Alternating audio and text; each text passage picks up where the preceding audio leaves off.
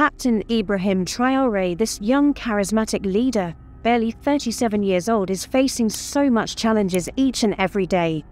With every step Traoré takes to liberate Burkina Faso from the shackles of neo-colonialism, he becomes a marked man, a target of those who dread the rise of a truly sovereign Africa. From assassination attempts to meticulously orchestrated coup plots, Traoré has faced relentless attacks aimed at extinguishing his vision.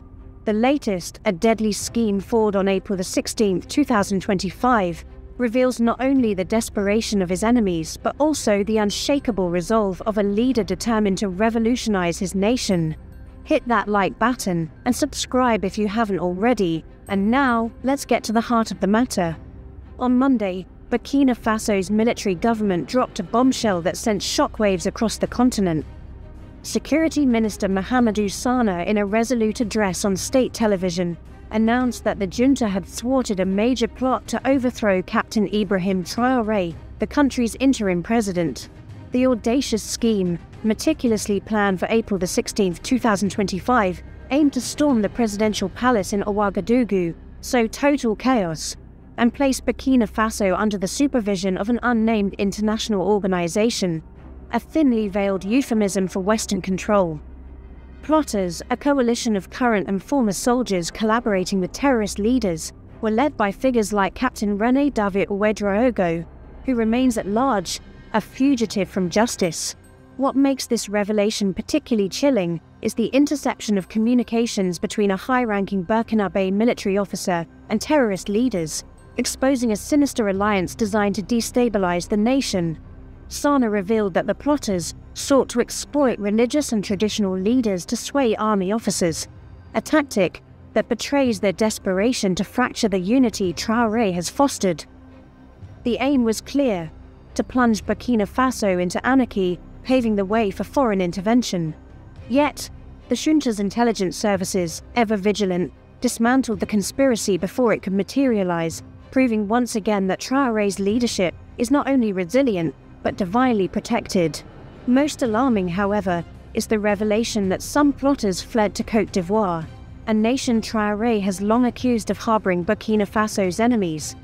This development confirms what the young captain has been shouting from the rooftops. Abidjan has become a sanctuary for those who seek to undermine his revolution. Sogoyu Kugeiwe, a former Togolese ambassador to Germany, minced no words in his condemnation of this treachery. He declared, "The people who are in Abidjan today and who are organizing the massacres in Burkina Faso are the same people who were in Ouagadougou yesterday and organized the massacre of more than 3,000 Ivorians." Kageiwe's reference to the 2011 armed rebellion in Côte d'Ivoire, orchestrated with French backing to install Alassane Ouattara and AL's President Laurent Gbagbo, is a stark reminder of history's lessons. Back then, Burkina Faso, under the complicit leadership of Blaise Compaoré, served as a rear base for destabilizing Côte d'Ivoire. Today, the tables have turned, and Côte d'Ivoire appears to be repaying the favor, offering refuge to those who plot against Traoré. This latest coup attempt is not an isolated incident, but part of a disturbing pattern of assaults on Traoré's life and leadership. Since seizing power in September 2022, following a coup that ousted Lieutenant Colonel Paul-Henri Sandaogo Damiba, Traoré has faced no fewer than 16 documented assassination attempts and multiple coup plots. In January 2024, a sinister plan to bomb his residence during the Africa Cup of Nations was intercepted by Burkina Faso's intelligence services. The plot, allegedly linked to Damiba's uncle, a pro-French colonel, aimed to exploit the nation's distraction during the football tournament. In September 2023, another coup attempt was foiled, with 4 military officers detained and 2 on the run. Each time, Traoré has emerged unscathed, his resolve only strengthened by the betrayal of those who once swore allegiance to the nation. Perhaps the most poignant testament to his popularity came in April 2025, when reports surfaced that Traoré's guards were offered a staggering $5 million to assassinate him. Their response was a resounding rejection, with one guard reportedly declaring, "Killing him is like killing the whole of Burkina Faso." This loyalty, born of Traoré's genuine connection with his people, underscores why he remains a formidable figure despite the relentless threats. His survival is not merely a stroke of luck, but a reflection of the deep trust he has cultivated among the Burkinabe masses, who see in him a leader willing to risk everything for their liberation. To understand why Captain Ibrahim Traoré has become public enemy number one for the West, one must first grasp the audacity of his vision. Traoré is not just a military leader. He is a revolutionary who dares to challenge the neo-colonial order that has kept Africa subservient for centuries. Upon taking power, he wasted no time in severing ties with France, Burkina Faso's former colonial master. In February 2023, he expelled French forces that had been stationed in the country under the guise of fighting jihadist insurgents. Traoré saw through the facade, accusing France of exploiting Burkina Faso's resources and supporting terrorism to maintain its grip on the Sahel. His decision to denounce a 1961 military assistance agreement with France and expel French diplomats accused of subversive activities sent a clear message. Burkina Faso would no longer be a pawn in Paris's geopolitical games. Traoré's pivot to Russia, Turkey, and other non-Western partners further enraged the West. His government welcomed Russian mercenaries from the Afrika Korps, formerly Wagner Group, to bolster security, and has forged closer ties with Mali and Niger, forming the Alliance of Sahel States, a bold move to counter Western-dominated regional bodies like ECOWAS. Traoré's anti-French rhetoric, coupled with his refusal to bow to Western pressure, has made him a direct threat to the imperialist agenda. Posts on X capture the sentiment succinctly. Burkina Faso's President Ibrahim Traoré has survived another coup attempt. He humiliated the French and made healthcare and education free. When a US general publicly says that he is a threat to his people and he's using gold as protection, you know they're lying.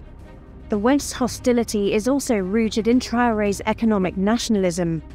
Burkina Faso, one of the world's largest gold producers, has long exported its unrefined gold to Western markets, reaping minimal benefits for its people. Traoré's government has taken steps to change this, approving the construction of the country's first gold refinery in November 2023. By refining gold domestically, Burkina Faso aims to retain more wealth and break the cycle of dependency on Western markets. This move, coupled with his rejection of IMF and World Bank austerity measures, has sent shivers down the spines of Western capitals. Traoré's assertion that democracy is not where you begin, it's what comes after revolution, challenges the West's narrative of imposing liberal democracy as a prerequisite for development, exposing it as a tool to maintain control over African economies. Across Africa, from Accra to Nairobi, from Dakar to Addis Ababa, the name Ibrahim Traoré is chanted with fervor. At the inauguration of Ghana's President John Mahama on January 7, 2025, Traoré received the loudest applause among 21 African heads of state, a testament to his continental stardom. Young Africans in particular see in him a symbol of hope, a leader who embodies their aspirations for dignity, self-determination, and economic emancipation. Social media platforms like X are ablaze with praise. The guards of Burkina Faso's military head of state, Captain Ibrahim Traoré, were offered $5 million to assassinate him, but they refused. This is why the West is trying everything possible to take him out. He kicked out the Western powers. Traoré's popularity stems from his tangible achievements. He has made healthcare and education free, a radical departure from the neoliberal policies that have impoverished millions. His government has cracked down on corruption, arresting figures like former Transport Minister Vincent de Bilgu for embezzlement. Traoré's commitment to fighting jihadist insurgents, despite ongoing challenges, has earned him the trust of a population weary of insecurity. His recruitment of 90,000 volunteers for the defense of the homeland and acquisition of new military equipment signal a determination to reclaim Burkina Faso's territory, which remains 40% under insurgent control. But it is Traoré's unapologetic Pan-Africanism that truly resonates. His speeches, reminiscent of Sankara's fiery orations, call for a new dawn for Africa, free from Western domination. He has distanced Burkina Faso from ECOWAS, which he views as a Western puppet, and has championed the alliance of Sahel states as a model for regional sovereignty. Africans admire his courage in confronting France and his refusal to compromise on his principles, even at the cost of his life. As one ex-user put it, Burkina Faso's Ibrahim Traoré says what the West dares not admit: democracy is not where you begin, it's what comes after revolution. To develop, a nation must break the chains of dependency, economic, cultural, military. A leader like Ibrahim Traoré, who seeks to revolutionize Burkina Faso, inevitably becomes an enemy of the West, because he threatens the very foundations of neo-colonialism. The West's economic dominance relies on pliant African leaders who perpetuate dependency through unfavorable trade agreements, resource extraction, and debt traps. Traoré's refusal to play this role, his insistence on refining Burkina Faso's gold, diversifying partnerships, and rejecting Western military presence, disrupts this exploitative system. His vision of a self-reliant Burkina Faso, where wealth benefits the masses rather than foreign corporations, is a direct challenge to the global order. Moreover, Traoré's influence extends beyond Burkina Faso. His popularity inspires a new generation of African leaders and activists who was to question Western hegemony. The alliance of Sahel states, comprising Burkina Faso, Mali, and Niger, is a bold experiment in regional autonomy, signaling to other African nations that alternatives to Western dominance exist. The West fears that Traoré's success could spark a domino effect, emboldening other countries to follow suit. This is why the US and France have labeled him a threat, with American generals falsely claiming he endangers his people, a narrative designed to justify intervention. The West's playbook is clear: destabilize, demonize, and eliminate. By supporting coup plotters and terrorists, as Traoré has accused Côte d'Ivoire and France of doing, the West seeks to maintain its grip on the Sahel's resources. The refuge of plotters in Abidjan, a city Traoré has called a center of operations to destabilize Burkina Faso, is no coincidence. It reflects a broader strategy to use neighboring countries as proxies to undermine revolutionary leaders. Kagewe's words ring true. Those who orchestrated Côte d'Ivoire's 2011 tragedy are now targeting Traoré, driven by an obsession to crush any leader who dares to stand upright. As I pen these words, my heart swells with pride but also trembles with fear. Captain Ibrahim Traoré is more than a leader. He is a symbol of Africa's awakening, a beacon of hope in a continent long plundered by foreign powers. His survival against relentless assassination attempts and coup plots is a miracle, a sign that the ancestors are watching over him. But we cannot rely on miracles alone. The African masses must rise to protect him, to defend the revolution he has ignited. From the streets of Ouagadougou to the villages of the Sahel, Burkinabe people have shown their unwavering support, marching in thousands to shield their leader from mutiny rumors and foreign plots. To my fellow Africans, I say this: Traoré's fight is our fight. His enemies are our enemies. The West, with its proxies in Abidjan and beyond, will stop at nothing to extinguish this flame of liberation. We must amplify his message, counter the lies spread by Western media, and demand accountability from leaders who collude with imperialists. Let us chant his name louder, from Lagos to Lusaka, from Cairo to Cape Town, until the world knows that Africa will no longer tolerate the assassination of its dreams. To Captain Traoré, I say, you are not alone. The spirits of Sankara and Nkrumah and Lumumba walk with you. The love of millions across Africa shields you. Your courage has lit a fire that cannot be quenched, a fire that will burn away the chains of neo-colonialism. Keep standing upright, for you are the land of upright people personified. As you revolutionize Burkina Faso, know that Africa is watching, cheering, and ready to fight for you. In the words of Sankara, while revolutionaries as individuals can be murdered, you cannot kill ideas. Traoré's ideas of sovereignty, dignity, and Pan-African unity are immortal. Let us, as Africans, ensure that he lives to see them realized, for his victory is our victory, and his survival is Africa's triumph. As I finish reporting this, brothers and sisters, let me say this. Across the vast and vibrant continent of Africa, a troubling pattern persists. From the sun-scorched Sahel to the lush forests of the Congo, African leaders who dare to chart an independent course, free from the West's chokehold, are met with resistance, sabotage, or outright removal. The message from Western capitals is clear. African leaders must toe the line, attend their summits, nod to their lectures, and accept their conditional loans, or face the consequences. This is not a conspiracy whispered in dark corners. It's a reality etched into the history of our continent, from the assassination of Patrice Lumumba to the modern-day vilification of leaders who prioritize African sovereignty. As a Pan-Africanist, I've watched this cycle unfold with a heavy heart but an unyielding resolve. The West's agenda is not to uplift Africa, but to maintain a neo-colonial order where African nations remain perpetual dependents, their leaders reduced to puppets dancing to the tune of foreign interests. Yet, the spirit of African resilience burns bright. It's time for our leaders to stand tall, reject the West's patronizing playbook, and build an Africa defined by Africans, for Africans. Here's why this fight for independent development is not just necessary but existential, and why the endless lectures and loans from the West are chains disguised as charity. For decades, the West has perfected a system to keep African leadership in check.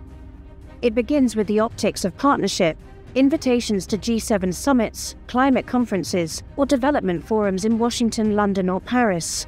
African leaders are flown in, wined and dined, and subjected to lectures on governance, human rights, or economic reform. These are not dialogues but monologues, delivered with a paternalistic smirk that assumes Africa cannot think for itself. The subtext is clear: comply or you're out. In exchange for their attendance, leaders are offered loans, packaged as aid, but laced with conditions that serve Western interests. These loans, often from institutions like the IMF or World Bank, come with demands for austerity, privatization, or market liberalization, which weaken state control and open African economies to foreign exploitation. The result? Nations like Zambia and Ghana, burdened by debt, are forced to prioritize repayments over healthcare or education, while Western corporations extract minerals, oil, and profits with impunity. When an African leader rejects this script, the West's response is swift and brutal. History is littered with examples. In 1961, Patrice Lumumba, the Congo's first prime minister, sought to nationalize resources and align with partners outside Western influence. He was assassinated in a CIA-backed plot, his vision for an independent Congo buried with him. In 1987, Burkina Faso's Thomas Sankara, a fiery Pan-Africanist who rejected IMF loans and championed self-reliance, was gunned down in a coup allegedly supported by Western powers. More recently, leaders like Zimbabwe's Robert Mugabe faced sanctions and isolation for defying Western dictates, while Libya's Muammar Gaddafi, for all his flaws, was toppled in a NATO-led intervention after pushing for an African currency to challenge the dollar's dominance. The message is unmistakable: step out of line, and you'll be removed, whether by coup, sanctions, or regime change. The West doesn't want African leaders who think for themselves. They want figureheads who attend their summits, applaud their speeches, and return home with loans that keep their nations tethered to foreign interests. This system of control isn't just about political dominance. It's about ensuring Africa remains a resource hub for the West while its people languish. Consider the numbers. Africa holds 30% of the world's mineral reserves, including 60% of cobalt and 90% of platinum, yet it accounts for just 3% of global GDP. The continent's wealth flows outward, enriching Western corporations while African nations drown in debt. In 2022, sub-Saharan Africa paid $68 billion in debt servicing, more than the combined budgets for education and healthcare in many countries. The loans offered at Western summits are no lifeline. They come with strings, structural adjustment programs that gut public services, force currency devaluation, and prioritize exports over local needs. In Nigeria, IMF-driven fuel subsidy removals have sparked protests as citizens bear the brunt of soaring prices. In Kenya, austerity measures tied to loans have fueled youth-led uprisings against a government seen as beholden to foreign powers. These are not isolated cases but symptoms of a broader malaise. An Africa built by outsiders, for outsiders. The lectures too are a tool of control. Western leaders pontificate about democracy and human rights, yet their silence is deafening when their allies, like Cameroon's Paul Biya or Uganda's Yoweri Museveni, crack down on dissent. The hypocrisy is glaring. The West's concern for governance is selective, applied only to leaders who defy their interests. Meanwhile, African youth, frustrated by unemployment and betrayal, lose faith in leadership, as noted by ECOWAS. President Mohamed Ibn Chambas, who links this erosion of trust to colonial legacies and ongoing external interference. Enough is enough. African leaders must break free from this cycle and build an Africa that serves its people, not foreign powers. The case for independent development is not just ideological, it's practical, rooted in the continent's vast potential and the failures of the Western model. First, Africa has the resources, human and natural, to thrive. With a population of 1.4 billion, 60% under 25, the continent boasts a dynamic workforce ready to drive innovation. Leaders like Nwaiku Orwell, recognized by the Pan-African Youth Leadership for his travel tech venture, show the entrepreneurial spirit that can transform industries. Africa's mineral wealth, if harnessed for local benefit, could fund infrastructure, education and healthcare. Rwanda's Paul Kagame, despite criticism, has shown how strategic investments in technology and tourism can reduce aid dependency, with GDP growth averaging 7% annually. Second, the Western model has failed in Africa. Decades of aid and loans have not closed the development gap, but widened it. Third, external interference stifles Africa's agency. As Chinese Ambassador Yu Dunhai noted, West African leaders must resist foreign meddling to secure regional stability. The West's history of coups and sanctions proves they fear an Africa that stands on its own. Leaders like South Africa's Cyril Ramaphosa, who vowed, "We will not be bullied," amid US threats over his country's foreign policy, embody the defiance needed. By rejecting Western lectures, African leaders can reclaim the narrative and inspire their people. Let 2025 be the year African leaders stand up, not to applaud Western platitudes but to declare with one voice that Africa will rise on its own terms. The time for lectures is over. The time for African-led development is now.